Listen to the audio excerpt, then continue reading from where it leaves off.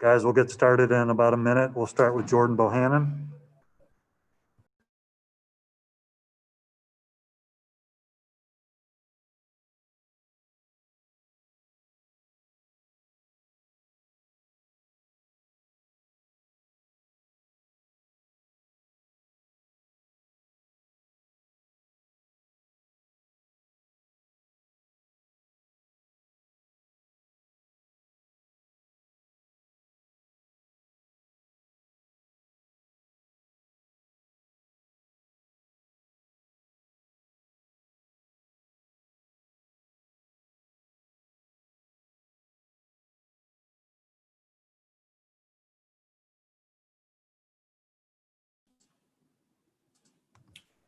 Hey, Jordan, can you hear me okay? Yep. All good? Yep. All right, questions for Jordan Bohannon? Raise your hand and we'll get started here.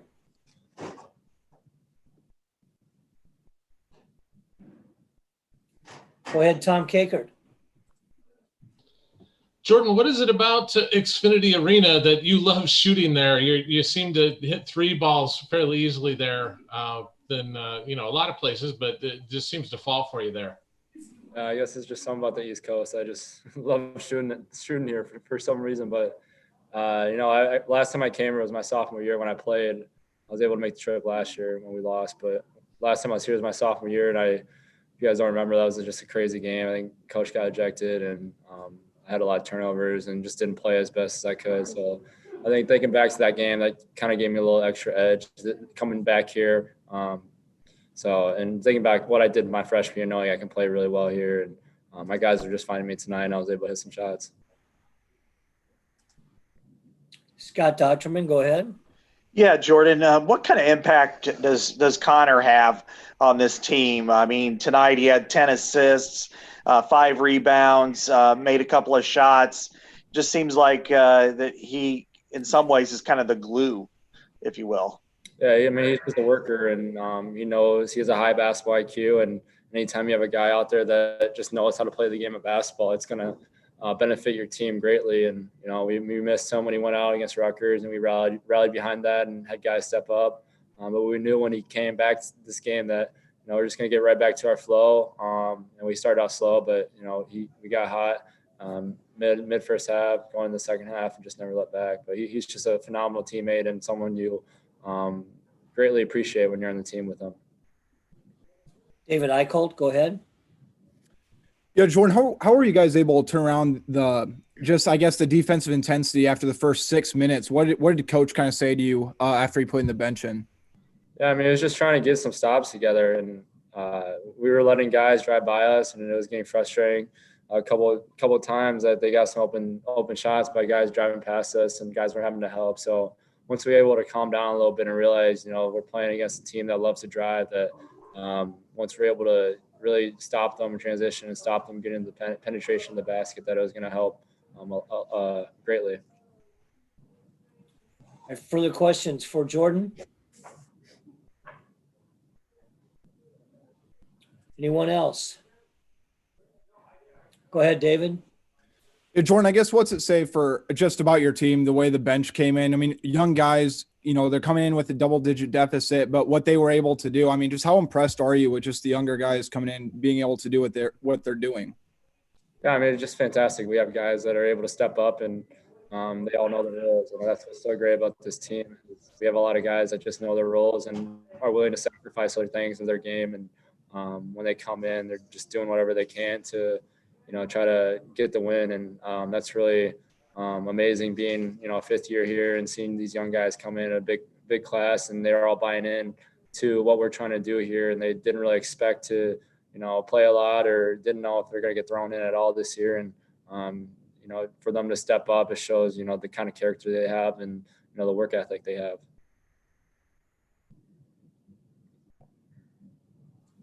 Scott Dochterman, go ahead. Yeah, Jordan, I know your brother's more the history political guy, but I mean, to be where you are and to fly into what took place yesterday into that area, I mean, what's kind of your general thoughts about the day? Not the political side of things, but just the area that you're in. I mean, were you thinking about it when you flew in yesterday? Were you thinking about it today? What took place in that area? Yeah, I mean, it's hard not to, and realizing the rich history there is at the Capitol, and everything that's, all the history that's occurred here. And I didn't really try to think about too much, just try to keep my head and focus on basketball. But Daryl Marcel and the Maryland team reached out to me before the game, and extended a text out and just asked if we'd be willing to kneel before the tip off. And I talked to my guys, and a lot of us were okay with doing that. So that's what we ended up doing, and I thought that was really important and really powerful, knowing that we're really close to the nation's capital, and kind of make a message that way. And Chad Leicester. Hey, Jordan, I'm sorry if this is a repeat question. I got in late, but you had have a good history here at Maryland. Were you thinking about any of that before the game when you were warming up, knowing you had 8 threes here 4 years ago? Yeah, I mean, it was funny. My strength coach, Coach Maxwell, came up to me. He's like, what you did here freshman year, you got to be able to get to 7-8 again. And I was like, and if I'm feeling it, I'm gonna shoot it. But I wasn't getting a lot of looks in the first half, and my guys just kept telling me to try to get open, and they're gonna find me. And I got a couple transition threes, and then just kind of got off and running in the second half. And that's what's so special about this team. We just have so many guys that can step up at certain points of the game. I really didn't have to contribute that much in the first half, and then in the second half, I was able to start finding my shot. And one more question for Jordan. Go ahead, David. Yeah, Jordan, I apologize. I'm asking this directly after the win, but you guys get Minnesota on Sunday. I mean, just how much are you guys kind of chomping at the bit to want to get back at them after what happened on Christmas? Yeah, I mean, definitely a game we marked on our calendar, and obviously we don't want to try to look ahead to games and take one game more than the other. But, we thought we had them at their place, and we let it slip away. And we got a lot of energy coming in this game, and we need to keep fighting if we want to keep having the season that we want to have. And this is the next step forward, is try to figure it out for a full 40 minutes and try to do what we can to get the win against Minnesota. All right. Thanks, Jordan. Congratulations on the win. And we're good to go. We'll have Luca Garza up next. That's good. Luca, how you doing tonight? Good job. Doing great. Thank you. All right. Questions for Luca Garza? Go ahead, Chad. I'm sorry. Luca, right out of the gate, I mean, just what does it mean for you to get a win here in the DMV? It means the world. It took me 3 tries. Credit to Maryland. They're really good at home, and they're a great team and in a great place. And I'm excited that I was able to finally get it done here and bring one home from the DMV. I got a lot of family around here, a lot of friends. This is, kind of the place that, kind of raised me into the player I am. So, it's definitely very exciting to be able to win here, at a storied program, like Maryland is. David Eichholt. Yeah, Luca, how were you guys able to turn up the defensive intensity? I think they got off to a 17-7 start, putting the bench guys. But what you guys were able to do, I guess, how'd you guys kind of string together that giant run in the midway through the first half? I think, we got to that timeout, and, our bench just had so much energy. They brought it to the timeout. Coach was honest, but we just had, a lot of positive energy. We got a lot of guys that, didn't even play: Austin Nash, Nico Hobbs, Michael Bear, Josh Agundale, and you couldn't hear nothing but them on the defensive end. They were helping us out, calling out things, and that gave us some momentum. And credit to the guys who came in there: Patrick, Keegan, Joe T. They were able to just, corral and be great and get steals and get out and run. And when we're able to get stops and go and run, that's when we're at our best. Our run game is hard to guard, and especially after you miss a shot and you're frustrated, and that's when we hurt you. So credit to Maryland. They came out and were really moving the ball. They had a lot of energy to start the game. They had a good game plan. They were trying to frustrate me and double team me, and they were able to knock down some shots. But I'm glad that our team was able to bounce back and make a run of our own. Tom Kakert. Luca, DC's home for you. Everything that went on yesterday, what were your thoughts, and did it make it difficult for you to kind of focus on the game initially? It was definitely disturbing and upsetting to see, the city I'm from, to see that happen in the city I'm from, and it's just, I have friends and family who were protesting all summer, and you know, rubber bullets, tear gas, a whole bunch of stuff, and people got hurt, and I know people that got hurt, I know people that got arrested, so it's obviously frustrating to see that, and I think there was a lot of terrible things, and I'm just I'm proud of everybody that played today. Even their side, to be able to battle through that and come to this game. We're blessed to have the game of basketball. And for me, I had one goal of coming here, and that was to win a basketball game. But obviously that was it was upsetting to see for anybody. But much less me being from this area. So I'm definitely glad we got the win. I'm just obviously disturbed that happened, and it was it was so many negative effects. I was going to see my family just last night, and because of everything that happened, there were curfews in my area, and my family couldn't even leave. So I wasn't able to see my mother, and that's obviously not the main focus. Everything that happened is obviously way worse than that. But it's just there was just a lot of negative things from that. But I put it behind me and knew the main focus here, and this was my third trip here, and I wanted to leave successful. Ted Leicester. Hey, Luca, when your bench guys get going like that, does it actually kind of free you guys up too? And do you think what was the message that Fran was sending during those early timeouts to you guys?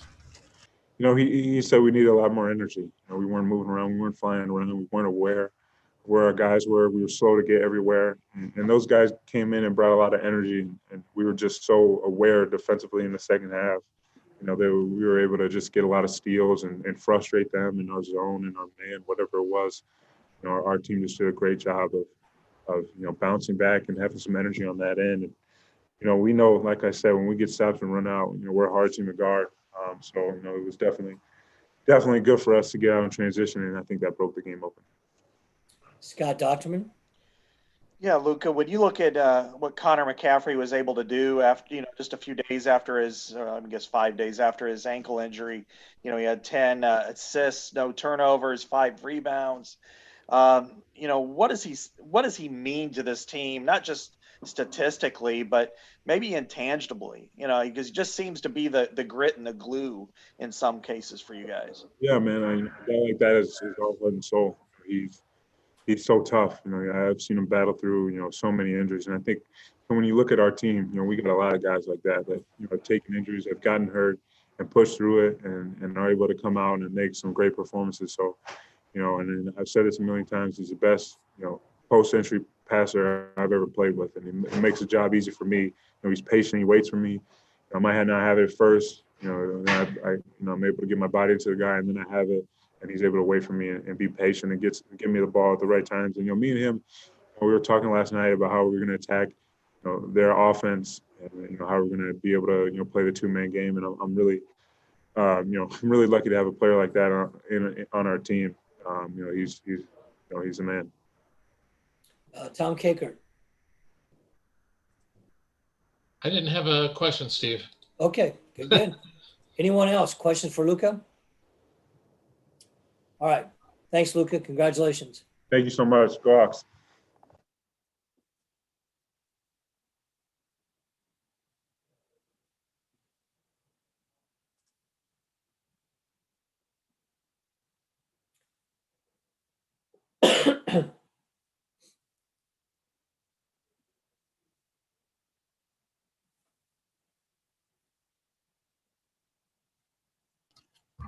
Steve, can I get permission to record? Sure. Is that Mike?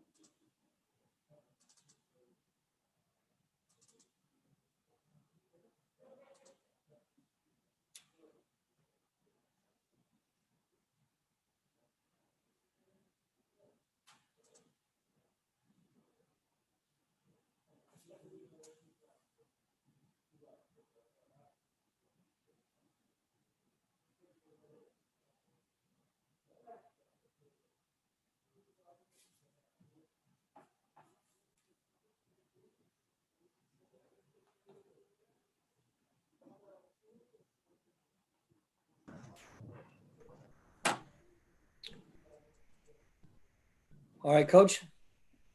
Yep. All set? Gotcha. All right. We'll go ahead and get the questions for Coach McCaffrey.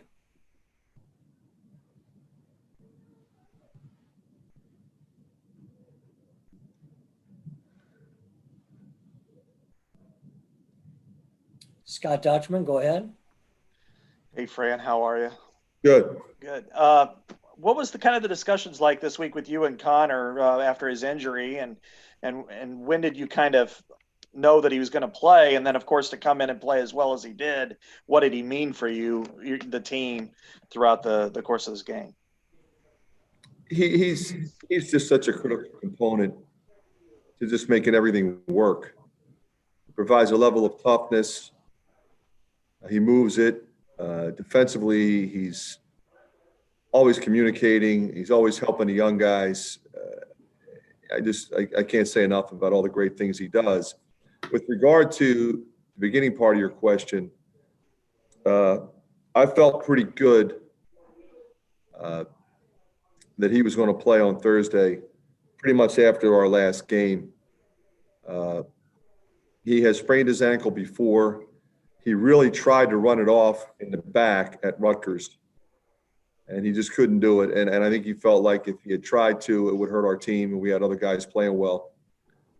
So, he took Sunday, he took Monday, came back and practiced Tuesday and Wednesday to play Thursday. He said, just know that I'll be ready. And I think it makes everybody feel better. It was great to have him out there. So proud of him.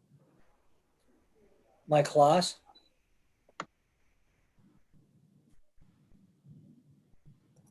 You had a 20-0 run in the first half with primarily with 4 players off the bench and Connor. What got that done? And what kind of a defense were you playing? Just talk about the whole thing, if you would. Yeah, we went to the zone, Mike, and the zone was active. And we were challenging their shooters, and I think guarding their drivers. They'll drive the ball against the zone just like they do man. Very good at that. But I thought our activity level and our length enabled us to kind of get going a little bit. We got some fast break opportunities. It was fun to watch those young guys perform as well as they did, but I think it all started with the energy level that they played with. And then, the more stops we got, the more energy they got, and the bench was so into the game. I'm so proud of the guys that were taken out, the way they responded to that group that was in there, just like at the start of the second half, Mike, where the first group did so well and the other guys were into the game and supporting those guys. And that's kind of what this team has to be. Chad Leicester. Yeah, just following up there on Mike's question. When you see the guys, roar with such approval to the bench, I mean, really responding to the bench on the bench, and then, charge after Keegan after he makes that half-ending layup. I mean, what is that? Do you express your emotions when you see that kind of camaraderie? Well, Chad, it's the best feeling in the world as a coach. When you see your teammates loving up the guys that are doing well and encouraging them. And they do it if he makes a mistake, too. If any of those guys make mistakes, they're just as encouraging, and that's what great teammates do. You don't want to see guys over there pouting or anything like, we just don't have that. Those guys are jumping and screaming and high-fiving and chest bumping. And I think, in a year where there's nobody in the stands, it's even more important that you have your brothers supporting you like that. Tom Kakert. Fran, I know these are business trips for you guys, but with everything going on in the world where you guys were landing yesterday, did you say anything to the team about it? Did you guys talk about what was going on in DC? And, Luca's from there. It's certainly a big deal. It was reprehensible, what happened. I mean, I could go on really, really heartbreaking. Now we landed, of course, in Maryland. We haven't been in DC. It was a business trip. The only thing we did, there was a police car at our hotel, and we just said, stay in, stay safe. Because like you said, Tom, we didn't really know what happened. We didn't know. So we kind of got the information. I thought it was great that the players decided to kneel at the jump ball and then kneel, the teams on the side knelt too, right at the jump ball. But after a while, you get tired of kneeling, you get tired of talking about it. What happened yesterday just can't happen in our country. And I think one of the things we always talk about is at least we have conversation, but conversation has to turn into action. And fortunately, more and more people are recognizing the changes that have to take place. We all wish it would take place quicker, but it's going to take place. It's going to happen because decent people want it to happen. Michael Oss, go ahead. I feel a little silly asking a basketball question after that. I thought that was well said, but the way that you guys have played on the road twice within a week, describe the gratification you must get from that. It takes a certain focus, Mike, to understand how good the teams are in this league, and they're all different. So you're dealing with travel, but you're dealing with a new game plan. And a couple of guys didn't play well at the start. Well, other guys did. Then the other guys played well when I put them back in. They know they're going to go back in. We've had different lineups on the floor, but it starts with a focus and concentration that's necessary to go on the road in this league and perform well. Consistently well. Not that we expect perfection. We were better tonight than we were on Saturday in terms of execution, but we executed it when we had to. And obviously, every night in this league is an example of that. We'll have to continue to do that starting on Sunday. Chad Lysico? It's not like you to call 2 timeouts that quick in the first half. What in particular was bothering you and about what you saw out there? I thought we were a little casual. Now, we did have some good looks early that didn't go, but I thought our defense was casual. If your shots aren't going, that's fine. Unless you're taking bad shots. I thought we took good shots. They didn't go in. Weezy had a wide open 3. He makes it 7 times out of 10 when he's open like that. He didn't make it. Okay, let's go back and guard people. We didn't do that. And that is the recipe for timeout. Get on them, timeout again. All right, we're making some changes. And then learn from it. I didn't scream and yell and ridicule. It was, we need better. And we got better. And then we got better again. We had a fresh group start the second half. And it's a tremendous feeling as a coach to have this kind of depth. All right, thanks, Coach. Anything else for Coach McCaffrey? All right, thank you, Okay. Coach.